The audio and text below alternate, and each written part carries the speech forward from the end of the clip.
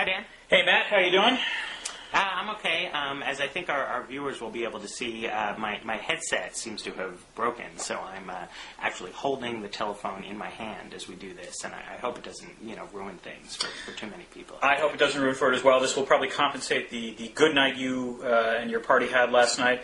I, on the other hand, am going to be getting slowly toasted throughout this entire Blogging Heads feature and protest about the fact that Question 1 went down to defeat in the state of Massachusetts, which would have allowed... This was going to let people start selling wine in supermarkets? It would have allowed wine to be purchased not just in liquor stores, but also in supermarkets. I was looking forward to a steady supply of $2 Chuck from my Trader Joe's, and that's not going to happen. So, in protest, I'm going to get pickled. Yeah, well, that's good. There's a lot of weird wine regulations. I grew up in New York, where, curiously, you're not allowed to sell beer in liquor stores. You're not allowed to sell beer in the liquor store? Yes. That is unusual, actually. And I'm not sure, that doesn't even seem to have like a kind of a fake public policy rationale. I'm not sure this has my understanding is that this went down. There was actually apparently, polling showed majority support for this last week. Apparently the issue that pushed people over the top was the possibility that somehow this was going to encourage more underage drinking. Not, as far as I know, that there's any statistical evidence to suggest that the 36 states that have grocery stores selling alcohol have more underage drinking. That's what I'm saying. I mean, that's at least a fake public policy rationale. It might be. It's preventing underage drinking. Well, yes. Beer in the liquor store, I don't know who that's supposed to encourage. That definitely is the weirdest. This was also apparently the most expensive question, sort of campaign spending in Massachusetts ballot proposition history. Yeah, so you can't beat big liquor store. You can't apparently, I fought the liquor stores and the liquor stores won. That's all I can say. Right. Similarly, perhaps, I was certainly convinced, and doubly convinced, after Bush promised he wasn't going to fire Don Rumsfeld.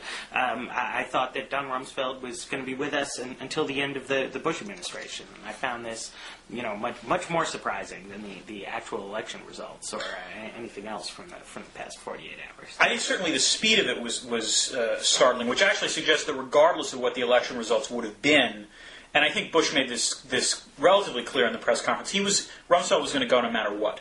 Right. I mean, what Bush said in the press conference was that he decided to get rid of Rumsfeld shortly before the election, and then decided to pretend he hadn't decided that because he didn't want it to be an election. That's a nice way of saying lying to the AP, by the way, but go ahead. Yeah, well, I mean, it was weird, because he seemed to be lying against his political interests. Well, it depends. I mean, yes. Well, of course, this was the right thing to do. It did. The logic seemed to be odd. I think my suspicion is that there's one of two ways that you can frame this, and obviously, I think Bush will frame this as, look, I didn't want to inject this issue as a last-minute one into the campaign. I wanted this to be done to show that I was making the big decision, I was making it appropriately, and not for political expedience. That might be one way to cut it. The other way to cut it might be, if he fired Rumsfeld the week before, the debate that's going to happen in the run-up to the election is, this is just further evidence that the president's Iraq policy has failed, and therefore we need to have additional checks on it. But the Democratic ads, at least an awful lot of the ones I saw in the D.C. area, were all about, accusing the Republican candidate of supporting Bush's, quote, stay the course strategy in Iraq. Right. And it seems to me that, firing Rumsfeld earlier would have helped undo the perception, although I think the perception is accurate. But, I mean, it would have been a way to try to indicate that, he was changing the course. Whereas by doing it after the election, I mean, it's not only too late to help Republicans in the midterms, but it feeds the perception that this is just being done in response to political setbacks, rather than out of a genuine desire to shake things up. It's possible, although, I mean, the fact that he did it so immediately after the election, I mean, in some ways, when I first saw the news, I was startled because naturally you draw the conclusion, oh my God, he's reacting this quickly to, a defeat. It does, I mean, part of it might have been that Bush genuinely did not think that the Republicans were going to lose as badly as they did. And therefore he thought... it would be like dumping Powell after after. Right. I mean, I think winning in '04. It's actually funny you mentioned that. I think one of the grand ironies is that, who would have thought that Colin Powell was going to have a more graceful exit from this administration than Don Rumsfeld? But I think that actually is the case. Powell, might have been in some ways summarily dismissed after 2004, but at least he left with the president reelected and a relatively decent electoral outcome. Rumsfeld is forever going to be associated with the fact that the Republicans lost both chambers of Congress in 2006. Right. Well, do you think this? Do you think this makes a difference in the real world? My friend and colleague Spencer Ackerman has a article on the American Prospect website, saying basically this is a cosmetic change. We're shuffling the deck, but basically, dealing the same game here. Right. I guess my instincts point in that direction in the absence of, real information. I would say two things. First, I think it's going to be easy to paint that because, this is one of the sort of hallmarks of the Bush administration to sort of make this sort of bold, apparently bold move, captures a lot of press headlines, and then it doesn't seem like there's any real change. So I think that might be one way which this is going. There's another way to look at this, though, which is a little more subversive, which is it's actually possible that you're right. There's not necessarily going to be a lot of significant change. That has less to do with the fact that Bush is bound and determined to pursue his course of action, so much as it's not clear what other courses of action there are. It's going to be interesting. It's not. I don't think you're going to see, Nancy Pelosi calling for an immediate, withdrawal from Iraq. In terms of U.S. forces. It's not clear to me that the Baker-Hamilton Commission is going to... I think they've rejected that, the cut-and-run option, I think as it was labeled as well. So, it's not clear to me, at least in the short term, if there's going to be any genuine change. It's more going to be a sense of, they've acknowledged that stay the course doesn't work. There's probably going to be some sort of timetable devised or some sort of benchmark to be devised that's where the bar is set much lower as a way of getting U.S. troops out. Uh-huh. So I do think there is going to be a change, but I think the magnitude of the change is probably going to be overblown based on what happened today. I don't think that's because this is all smoke and mirrors. I think that's because the sort of range of what you would consider respectable policy options is not that great. Right. Well, I think there's something to that. I would favor...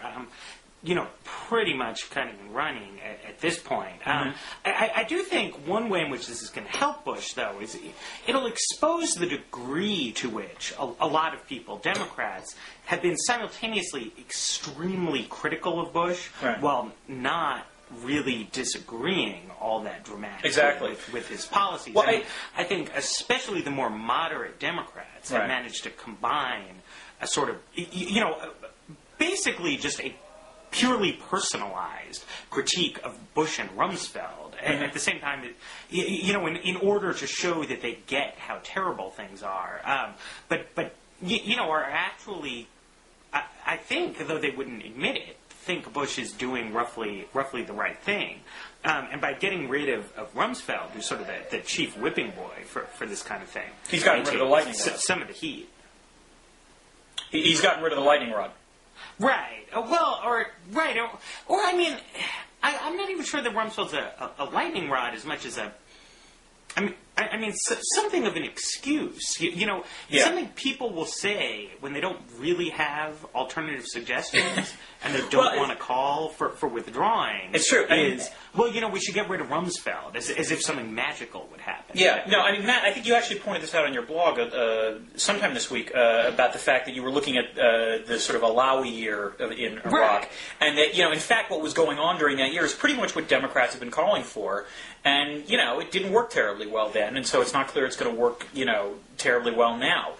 I think the most devastating, statement about Iraq actually came Jim Fearon, who's a very prominent political scientist at Stanford University and an expert on civil wars, has basically said, A, this is a civil war, and B, civil wars either end quickly because one side loses and is essentially, wiped off the face of the earth, or they drag on interminably. For years. So, it looks like there's going to be one of two options in terms of Iraq right now. Either A, you're going to have a sustained civil war where the Sunnis, somehow manage to resist the Shia mob, or, the second option is the Sunnis disappear from the face of the earth, at least in Iraq.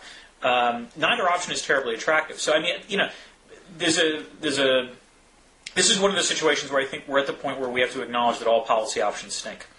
Go ahead. Sorry. Oh, no, not that. Okay, good.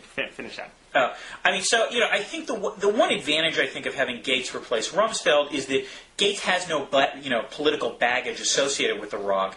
I think the most obvious thing that matters is that, he was a member of the Baker-Hamilton Commission. He's associated with Bush 41. He's sort of a member in good standing of the grown-up members of Bush 41. And so, as a result, whatever policy is implemented, he'll be able to do it without, somehow feeling his reputation is damaged in any way. Mm-hmm. Whereas Rumsfeld, I don't think could. Right. I guess I guess I have some doubts. I'll see what happens. But it's pretty gloomy. So maybe time for the next topic. I would close with one last thought, which is, in some ways, this will be an interesting. Everyone sort of talks about the last 2 years of a two-term administration as sort of an exhausted, administration, and political capital has been spent. This is going to be a very interesting moment in terms of whether you see sort of more Bush 41 types replacing Bush 43 types. And, even in an exhausted administration, running the executive branch matters. And so it'll be interesting to see whether or not, you're going to see these people, acquire significant policy experience and actually manage to extricate us from Iraq in a way that sort of, hints at who are going to be the sort of major cabinet people for Republicans in future administrations. So that's just my last thought I would have on that. Right. Well, along those lines, it's interesting because it seems that foreign policy was certainly, one of, if not the major issues in this campaign. Mm-hmm. And yet, the Congress, which is what the vote was for, has relatively little. Actual impact on American foreign policy. It's not clear that the Democrats taking over, has enormous implications for most of these areas, unless the Bush administration, just chooses to respond to a political setback with a change of heart. But that, the House of Representatives can't make the United States negotiate with Syria and Iran. It can't do most of the sorts of things that would constitute a foreign policy change of direction. Right. Although the area they do have leverage over, a lot of leverage over, is trade policy. Right. I would say a few things. First of all, they do have leverage in the form of the power of the purse. The problem is it's too effective. It's too powerful a weapon. Right. They won't use. Yeah, they don't use that, and they shouldn't use that. To some extent, it's tantamount to blackmail, and I think it would blow up in their faces. I agree with you that. I think the effect of the changes in Congress are mostly going to be pushing the U.S. towards an isolationist direction. I don't mean to say isolationist. I mean there's going to be a less active foreign policy in the sense of, let's face it, the election is going to be seen as a signal that the U.S. needs to get out of Iraq to some extent. And on foreign economic policy, the perception is, well, certain, members of the House, Charlie Rangel is going to be the head of the House Ways and Means Committee. Rangel's a grown-up. He's a deal maker. I hardly think he's going to, necessarily say, that's it, we're not doing any more on trade. But the fact that the sort of message of economic populism and economic nationalism seemed to play relatively well. And from what I saw in the exit polls, the economy was actually a bigger role, to some extent, than foreign policy. Right. Means well, that, also, the Senate, right? The Senate Democrats have Sherrod Brown, obviously, been pretty strong free traders, right, especially relative to the House. But and that's not going to be true anymore. Webb, Tester, I think they're all more or less protectionists. And Sherrod Brown is really the intellectual leader of the trade skeptics on the Hill. And intellectual leader is an interesting choice of words. I would say intellectual leader is an interesting choice of words. He's got to be. Did you read Byron Dorgan's book? I did not. Yeah, well, I wouldn't recommend it. Let's put it that way. So maybe Sherrod Brown is the intellectual leader. You're right. I think the sea changes in the Senate and the fact that the sort of the Democratic contingent no longer can consist of predominantly free traders. So it makes it now means there's two houses of Congress that are going to be tough to pass trade deals through. And the thing that calls into doubt. I think you put this on your blog, which is that there's something a little bit strange about the dynamic where my bosses at the American Prospect are pretty serious trade skeptics. They're really psyched by this result. I would use another word to describe your bosses. From where I sit, it's not as if there was tons of free trade momentum. Right. Before November, the Doha round of WTO talks had collapsed. CAFTA had passed, but that was very, very minor in terms of its impact on the United States. There were no real... There weren't really looming trade agreements on the horizon. Well, there is one. Sherrod Brown is now going to kill. Well, there is one, and that's the proposed free trade agreement with South Korea. That's significant. That's one that even a free trader who wants to see progress in the multilateral round would be happy to see a Korea-U.S. free trade agreement. That's significant both from a security perspective and from an economic perspective. But I would imagine an agreement with Korea will be a lot less contentious than these agreements with. I would actually dispute that. Third world countries. Well, you see, it's interesting that you're correct. Korea is not a third world country. They're a member of the OECD, but I think Korea can be painted as one of those countries where low wages mean that we can't compete with them. The primary sector that's caused a lot of dispute in this trade agreement is autos, for example. Mm-hmm. So there's going to be lower their wages. Their wages are, they're not they're lower than in the United States, obviously, but and that's all that really matters to some extent from a political perspective. Right, sure. But no, it's not like having a free trade agreement with Bangladesh. There's a lot of very good reasons to see a Korea-U.S. trade agreement. I think the good news is that hopefully, from what I've seen, this trade agreement, if it's negotiated, will be put up while fast track still exists. So it'll force an up or down vote in both houses. And my guess is this is going to be one of those areas where potentially you could see it squeak through. I do think that this means, though, that any chance that the Bush administration has of renewing, what was called fast track in the past, Trade Promotion Authority now, is that's it's a dead in the water. Yeah, it's not the kind of thing they've been inclined to spend tons of political capital on. Right. And the odds of getting it through just got maybe. And let's face it, Nancy. The first thing, one of the first things Nancy Pelosi is not going to do is say, you know what, we need to give the executive branch more power. That's a good idea. Right. Sure. So give Bush some legislative victory. Right. So in terms of trade policy, next year in June, you're going to have the perfect storm because the Doha round has eventually got to be dealt with. Trade Promotion Authority is going to expire, and then the Farm Bill is going to come up for renewal. And that's not going to look pretty either. So, my prediction for trade is not a good one. And I agree with you that you're right to some extent, and I did post this on my blog. It wasn't like trade policy was terrifically, rah-rah free trade for the last 6 years anyway. There were nice moves in the right direction, but, even relative to the Clinton administration, it wasn't quite the same degree of progress. Right. So, I don't know. I see this as more the continuation of the trend line. I wouldn't go that far. I think it veers, foreign economic policy in an even further protectionist direction. I would argue that. The magnitude we're going to have to see, and it'll be interesting to see. I agree with you, though. The chief change is less the House than the Senate. And, as a side note, I know you and Kevin Drummond, a lot of people have been, really annoyed about the Republican line about how, the only reason Democrats won is because you had social conservatives, as Democrats winning. I actually think that's not true in the House. I agree with that, but it is true in the Senate. Would you accept that, or do you think that's not true? Obviously, because of the way the Senate works, right. You're never going to get 51 culturally liberal senators. Right, exactly. So I think that's the problem. This might be my impression. The way press coverage was, partly it was because they had exit polls on the Senate races. There was much more attention to the Senate races last night than the House races. Even though, to some extent, it was the House races that, you found out about the House much sooner. In some ways, those are equally significant. But it was because you paid attention to Casey in Pennsylvania or Webb in Virginia, that sort of set the theme for what people were talking about, the next day. Well, fair enough. Yeah. So, I guess I agree with that. Right. Maybe is the role of the Netroots more contentious? Well, why don't we talk about the Netroots? Netroots. The Netroots. They're great, I guess. Well, no. So, okay, I kind of wondered when you had suggested this topic because I thought to myself, well, who's going to mount like a really, really strong argument that it was the Netroots that done it, and it turned out Rick Perlstein did. It was Rick Perlstein who did it, I found his argument very convincing. Then I read some further commentary on it by Noam Scheiber and by Zach Roth, which convinced me that it was, it was still convincing, but that I was wrong to have been so convinced. What was that? they have it that, Netroots, small positive contribution. Right.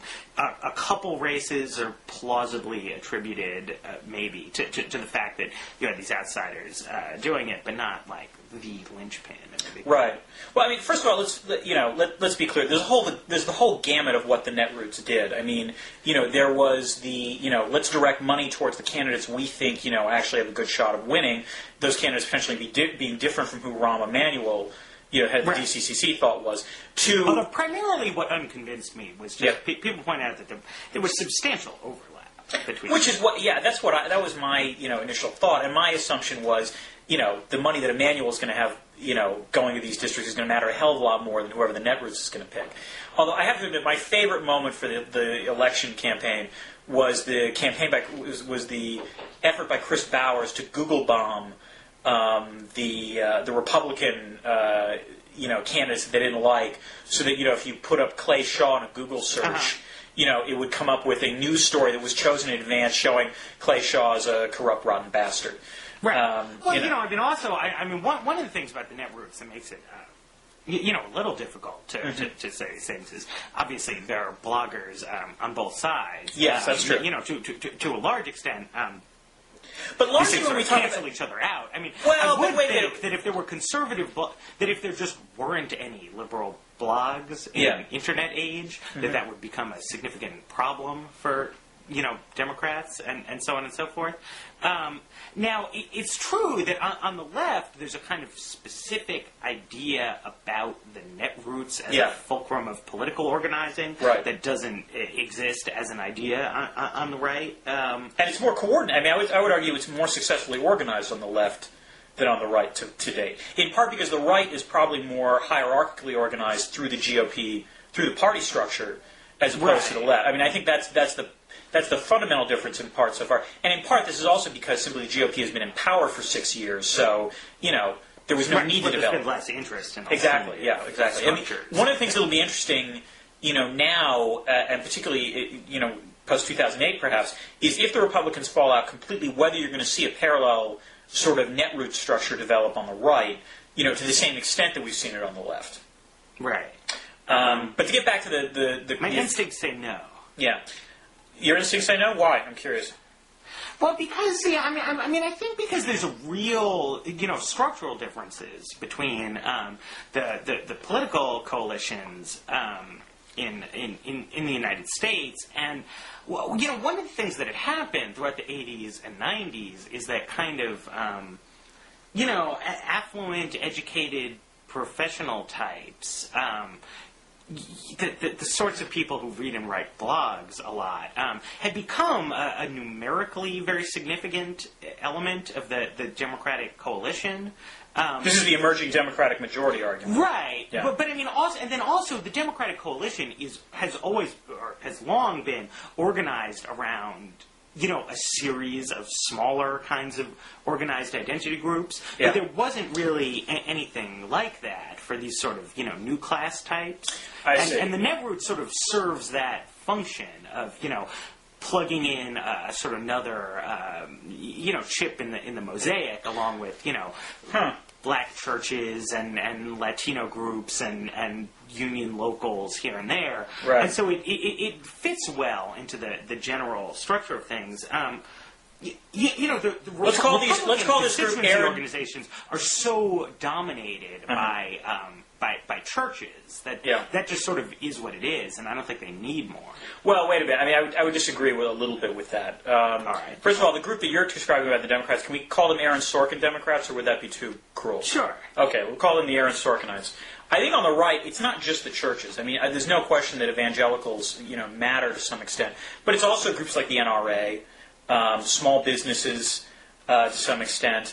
I think and well, that's why I was saying you're right. Chambers of Commerce, the NRA. I meant it in terms of constituency groups. You have churches and sort of gun things, and then you have what are business associations. Right. But I mean, those wind up being the sort of same sort of civil society groups that matter. Let me put it this way: I think what will be interesting on the GOP side is whether Ryan Sager's prediction about the sort of split in the GOP between Southern conservatives as opposed to sort of Western libertarians is going to take place. and Right. whether you're going to see sort of, potentially two kinds of Netroots set up, one of which is much more socially conservative based, and one of which is more libertarian. Or it might be the case that, in fact, the Netroots, because the sort of, blog phenomenon has been primarily one where most of the people involved, are socially liberal, if not economically or otherwise, whether or not libertarians are going to be more likely to form a sort of cohesive Netroot structure, which would be somewhat paradoxical in my opinion, but still possible. I mean, this is what... My sense has been that the relative predominance of people with libertarian-type views on the Internet has distorted a lot of people's thinking about the actual numerical weight. Numerical strength. I don't know. I disagree. I mean, of people who think that because one thing I know, both as a blogger, but then also as someone who tries to do real journalism and so forth. I mean, one of the real benefits of the blogosphere is that for pundits, it gives you easy subject matter. Yeah. To sort of write about. It's this quick way to try and keep the pace of things. And I sometimes feel like... Are you saying we're enabling... We're actually, we were supposed to tackle the media sphere. You're saying we're actually enabling the media sphere. I like this. Right. Well, something like that. Okay. And that if you read a lot of blogs, non-liberal blogs, there certainly appears to be sharp divisions within the conservative coalition, with some people being very upset that the Republican Party has abandoned traditional commitment small to government cutting spending and and a large libertarian constituency. Right. And it's just really not clear to me that there's a numerically significant divide along those lines on the ground. Ramesh Ponnuru likes to point out right. that You just pointed out this it seems to be the case that the people most committed to small government are, by and large, also the people most committed to banning abortion. Interesting. It's possible. Although I will point out, Ponnuru, pointed out last night that he thinks that it was interesting that a lot of the margins of victory for Democrats could have been overtaken if people had not voted for libertarian candidates. And so his suggestion was this is the first time this might have been the case. So it's possible. No, that was interesting. Yeah. Of course, I guess when you see Greens running as third parties against Democrats and Republicans, that always looks to me like it's pretty clear cut on an ideological spectrum. That people voting Green were voting for a party to the left of the Democrats, and that absent the Greens. Whereas you don't think that's clear if they vote for the Libertarians. I'm not totally certain that that's the right way to interpret libertarian votes. That especially in a year when there was a lot of discontentment with the Republican Party. But that would suggest to me that in fact it was a protest vote more than a voting. It would suggest to me that that it was a protest vote, but I don't know how winnable that would have been if the Libertarians just sort of hadn't been there. And also, no, but what it suggests is, let me put it this way, what it suggests is, and I agree, by the way, I think a lot of libertarians actually recognize they don't represent a huge slice of the American population, or the American electorate. But the fact that the libertarian vote exceeded the margin of victory in a lot of races suggests for the first time there's a cohesive ideological bloc that used to vote for the GOP, that if the GOP tries to cater to again, perhaps that will help them in future elections. And I think the fact that it's interesting to me again that Ramesh pointed this out, because it was the first time that this is translated from wistful thinking to something actually approximating, a genuine reason why the GOP might cater to them. That makes sense. Yeah. So, I guess with talk of third parties, we can. Yes, that's a good point. It's somewhat idiosyncratic, just like. Well, I don't think it's just idiosyncratic. The United States of America's very idiosyncratic constitutional system. That's correct. Where we just had an election where, clearly the general idea was that people were trying to, repudiate the Bush administration's leadership of the country in some sense, and in most stable liberal democracies, the way that would happen is you have a parliamentary election, the party loses, a different party would just run the country now, or Bush even would have resigned months and months and months ago, decapitated by his own party in order to put a stronger contender forward. And I think, that the founders of the United States of America, given that there was no real, experience with representative government at the time, they put a pretty good system together, but that they basically got this wrong.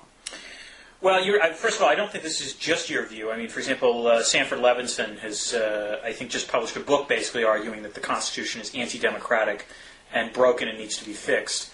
And I've seen, calls like this elsewhere. I mean, to some extent, Jacob Hacker and Paul Pearson's book, Off Center, from a couple of years ago, suggested that the current electoral system was broken because the will of the people wasn't being reflected in Republican majorities, for example. Well, I mean, there's lots of grousing about the electoral system. Well, yes, that's my point. I mean, I'm going strong here. You're going strong and saying we just got to reject it, period, and go to the parliamentary system. I would say if you... Well, I mean, obviously, look, I mean, I'm not going to spend my days and nights... No, I recognize this is not... organize a campaign for this because there's a significant path dependence, but, Man, you're a young man. By the time you hit Social Security, maybe you could actually pull it off. Sure, yeah. If I'm lucky. Yeah. I guess I don't see really what the alleged what the virtues of the presidential alternative are supposed to be, and it's very little in use. All right, let me weigh a couple thoughts on this. First, I would disagree somewhat with your assertion that, yes, on the one hand, this was a vote against the Bush administration. I mean, to deny that would be absurd. But, I mean, correct me if I'm wrong, the primary things that people were concerned about in the exit polls, a big issue was corruption. And, let's face it, most of the corruption we were talking about was less the executive branch and, instead it was Jack Abramoff, it was Mark Foley, it was Bob Ney, it was Duke Cunningham. To be fair, Congress on its own had managed to demonstrate, the extent to which, a party in power for an extended period of time automatically leads to corruption. Right. So, okay. Well, I think that some people... It's hard to interpret that corruption number because it's not a question, an option that had been given on previous exit polls. Right. Right. And so, you remember after 2004... There was a debate about whether it was the moral issues. There was this moral values panic. Right, exactly. Right. And then people look back and realize, well, wait, the number of people citing moral values has exploded because there was never an option on questions before. Right. And then it got dropped again this year. So we'll, never know what the deal with that was. And we have no idea what the baseline number of Americans who, when they go to the polls, say they're worried about corruption in Washington. Because, in my experience, people, especially people who aren't political junkies, are just sort of constantly and pervasively awash in a kind of cynicism about politicians and how corrupt they are. Yeah, so I'm not totally convinced that this was actually a spike in public concern about I think there was a spike. I mean, and I think it was in part the Foley scandal. I mean, I think there was a general sort of background sense of corruption. There always is. I agree with you. There's a general cynicism. But the Foley scandal in particular, it was about sex. And, we talked about this in the last video blog we had. It was about sex. It was, it grabbed attention, and it was easy to understand. And the fact that it wasn't just the actual scandal and the resignation, it was the fact that apparently the Republican leadership knew about it in advance and, acted not with, complete transparency on the issue. So that was a nice sort of crystal clear example of how this had to be dealt with. So that would be the first point. Although, I mean, again, I agree with you. I mean, this was still a vote against Bush, but I think there was a genuine resentment against Congress as a branch and not just the Bush administration. Right. The second thing is I'm genuinely puzzled by the enthusiasm that people have for parliamentary systems of government as opposed to presidential. I would back the presidential system. The parliamentary system generally presumes that, you're going to have stable democratic government as a result. I don't see that. Even in the allegedly stable democratic governments, what you wind up with are multiple parties. You wind up with coalition governments where very small parties wind up holding a lot of the leverage over larger parties. Italy has had, I think more post-World War II governments then I think their average term of office is right, but I think less than that. See, it should be counted here, right? With the way you generate that statistic from Italy is that every time there's any kind of shuffle in the composition of the cabinet, it's counted as a new government. If you counted American administrations that way, you would also show an enormous degree of instability. But what I would also say is that I feel like, whenever this topic gets broached, people mix together the question of parliamentary government versus presidential government, which has to do with responsibility of the executive authority to the parliament, with the question about proportional representation or other voting systems to encourage small third parties, which I think are they're different questions. I mean, England has a parliamentary system, but has single-member constituencies. That's correct. Although, again, I agree. I think coalitions. There is a tendency to sort of assume that if we switch to a parliamentary system, we'd have the Westminster form of government. And, Lord knows, I would actually love to see something approximating question time take place in the United States. I think that's the one thing that makes me attracted to your argument. On the whole, though, I don't like it. I think for a reason that I think it was Daniel Patrick Moynihan who pointed out that sort of every major social reform that's taken place in this country has required in the end bipartisan support and about 2/3 of the country to back it. Mm-hmm. The problem I've got with the parliamentary system of government is that it winds up giving the government much more control over the ability to implement policy than I'm comfortable with. And part of this is my libertarian instinct, but also, we've just had 6 years of unified government, Matt. I'm sure you're not going to say, and it worked swimmingly. And furthermore, if you look at sort of previous examples in the U.S. where you've had united forms of government, it's not clear to me the government's functioned any better during those periods than during divided government. In fact, if anything, it's when you've had the periods of divided government that you've actually had better economic performance, more prudent macroeconomic policies, and so on and so forth. Well, see, now I think you've sussed me out. I mean, yes. The separation of powers makes it, harder to pass, giant, massive socialism into effect. So, there we go. I wouldn't expect libertarians, and the founders were sort of libertarianish in their thinking. They certainly believed in property rights, yes. Right, and and it's all not an accident. I have seen research in George Sebelis's book indicating that the more veto points you have in your system of government, you are have more stable fiscal policies, exactly, and so on and so forth. Which, I don't know. But you can't just shrug that off. But the flip side of that, because what specifically got me thinking about this is that presidential systems make it difficult under conditions of divided government to deal with external shocks. And you saw we had slightly divided government on September 11th. Maybe and that was coped with by the Democrats. At that point, just decided, national crisis, roll over. Let Bush roll things. And the situation over the next 2 years, I think, is going to become extremely ugly. The Democrats will be doing oversight investigations. The Bush administration will be refusing to comply with subpoenas. Everybody's going to be in court all the time. Everyone's going to be lawyered up all the time. Since, I don't like the Bush administration, I don't particularly mind the idea of them having their hands strung at the moment. But in the long term, you're worried about paralysis. What? In the long term, you're worried about paralysis. Yeah, well, even in the short term, if something terrible happens, if there's another giant terrorist attack or something like that, I think it would be nice to have a form of government that could respond. And also, I do try and look beyond my personal distaste for the current administration. I think, most presidents have managed to not get into quite this sort of level of, really infuriating people and screwing everything up. I would say a few things. First, I would dispute your argument that divided government makes it impossible for governments to deal with large problems. I mean, consider the S&L debacle, for example, in the late '80s. I mean, that was a situation where the Bush administration, Bush 41, managed to get a significant piece of legislation passed, despite a Democratic Congress. Mm-hmm. Tax reform in '86 under the Reagan administration. The end of welfare. In 1994 with the Clinton administration. You can do big things. What I'm saying is that it's hard. The savings and loan fits the case. I'm saying it's hard to respond to shocks. Right. I mean, welfare reform, tax reform. I mean, in some ways, it's easier in the American system to deal with sort of problems that have been festering forever and ever. Yeah. With divided government, because you can insulate yourself from. So by external shock.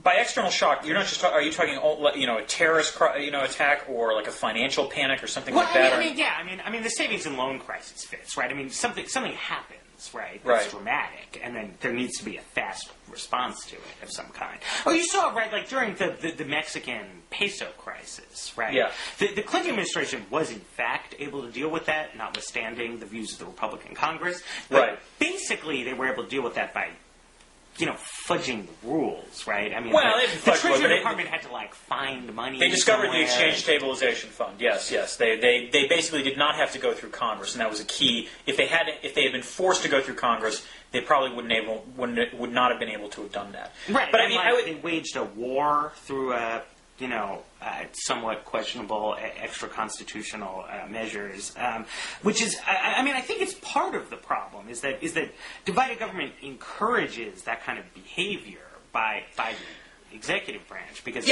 I'm not sure this is pragmatically necessary.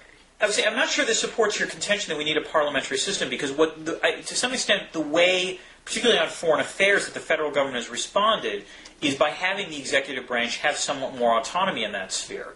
And presidents have naturally, particularly when, interestingly enough, there's been divided government, paid more attention to foreign policy precisely because that's been their bailiwick. And Congress, if it's doing their job, should engage in aggressive oversight. And I, for one, am actually looking forward to the aggressive oversight of the next few years, because it's the one thing I've been wanting to see, this administration have to deal with. But I'm not convinced that we need a wholesale change to parliamentary forms of government because of this problem. Well, but so, right, I think this highlights the problem, though. Pragmatically, you can't really conduct foreign policy, especially in crises, through the system of checks and balances and so forth. So we've, in the modern era, since World War II, or maybe since World War I, but since the United States became a major world military power, right, carved out increasing levels of autonomy for the executive branch so that they can run these things. And you see, it's no coincidence that Bush constantly refers to himself through his commander-in-chief title and things like that. He also says which creates something more like a parliamentary dynamic for foreign policy, except without the checks that do exist on a parliamentary government. That a prime minister, can be taken out by the members of his own party in Parliament. He can face votes of no confidence. He can lose in the middle. So that now we have this curious situation where Bush has enormous power to conduct America's national security policy, even though he's been doing that for 6 years, has done a very poor job of it, just had his policies rebuked in a big election, but still remains essentially unconstrained in the way he wants to go and do these things. I would say a few things in response. First, I think we should devise a new drinking game. I don't know if this exists in D.C., but whenever President Bush talks about not wanting to negotiate with himself, you take a drink. Because, to some extent, this is an example of what you're talking about. And he said it at least 3 times, I think, during the press conference today. Second, more seriously, there is an argument to be made within international relations that, in fact, you want that legislative constraint, and the legislative constraint is different from the parliamentary constraint. The problem that a leader has when they're negotiating internationally, if they're from a parliamentary system of government, is the automatic assumption that whatever they negotiate, they will be able to get through the legislative branch because they're the head of the party, and the party is the majority. On the other hand, there's been work by Robert Putnam, by Peter Cowie, and others that show that if you actually have a separate legislative branch, that's elected by the rules we have now, and therefore trying to get Congress to pass, to ratify major, agreements, you have to go through Congress. It actually acts as a useful. It has two effects. First, it's a useful bargaining strategy in dealing with everyone else because you can say, I've got this Congress that's going to make me do stuff. So you've got to give me this, otherwise it's not going to get through. Mm-hmm. And second, there's also evidence that when, in these sorts of systems, congressional ratification actually causes a more stable foreign policy, which is, if Congress ratifies something, we're more likely to stick to it. Whereas in parliamentary systems, it's easier to say, yeah, sure, we'll ratify this, when in fact, actual compliance is much less, or much lower. Aha, see, it's tough to argue with the political scientist. Well, you hit my wheelhouse. But, you read George Sabella, so... I'm going to have to, do more research. You'll have to do more research. I know you're working, you're researching this stuff. I'll be happy to talk about this afterwards. All right. Fair enough. Do we want to say something about Britney Spears?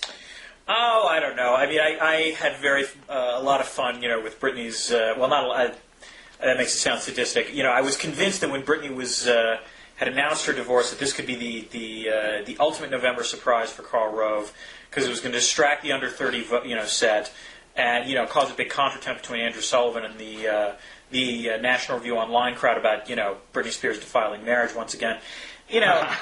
Let's face it. I think when you boil it down, this is just the sad case of a now to be single mother of two, looking for love in all the wrong places. Matt, you're single, right?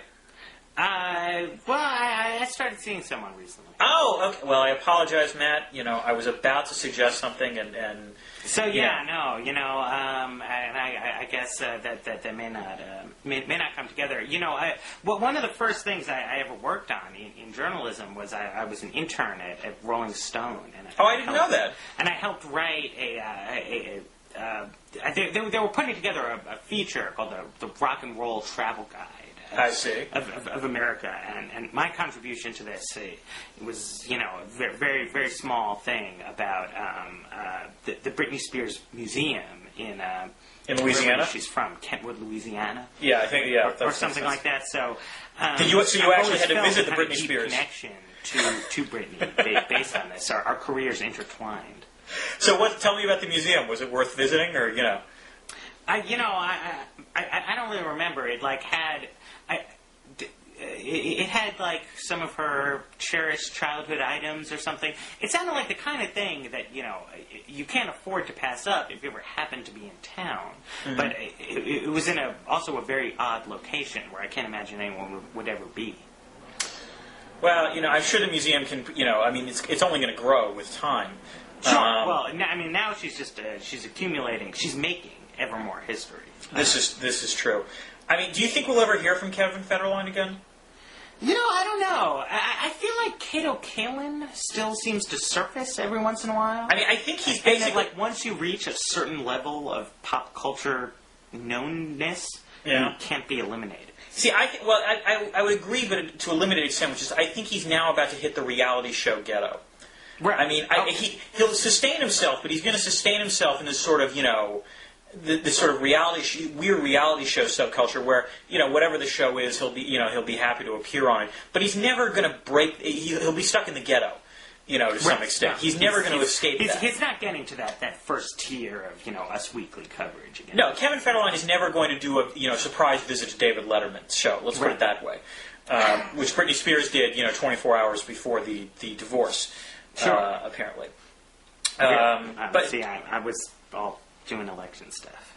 What? Say it again? I was busy. I didn't really get to focus on this whole Britney kayfabe. Well, you're a working journalist, Matt. The way I would have liked to. I understand. Yes, it was too bad, because I had really believed in that couple. Look, it's disillusioning for a whole generation. I will take great pride in. The one prediction. One of the seem to have a decent track record on Hollywood predictions. I predicted when J-Lo and Mark Antony got married that was actually going to last. And I would say in my defense, it's lasted so far. Certainly outlasted Britney and K-Fed. So you're like the top celebrity gossip pundit on the internet. No, but within the political blogosphere, I am, which is a sort of it's my comparative advantage, I think, in the political wing of the blogosphere. Let's put it that way. All right, not bad. Yeah. Should we close out? I think we should. It's been a pleasure, and I don't think I actually properly congratulated you. As a true Democrat, I'm sure you must have enjoyed the the fruits of your party's success last night. It's really complicated, the outline for my book. Oh, it's making your book difficult? Just what I had said. Chapter 8 was supposed to be about how the Bush administration. Well, no, it's not that it was supposed to be about this, but I wrote this outline like in February, Right. so I had to sort of guess what was going to happen in the midterms, and I guessed wrong. Okay. Suffice it to say. Well, you weren't the only one. But no, I mean, fortunately, it sort of got clearer over time that something like this was going to happen, so I've been able to recalibrate. Well, that's good. And it's good. Hopefully, I assume your book will respond to real world events, and that'll be good for everyone. Ideally, yes. Not just to my made up outline from February. Okay. All right. Talk to you Take later. care. Thanks. Bye.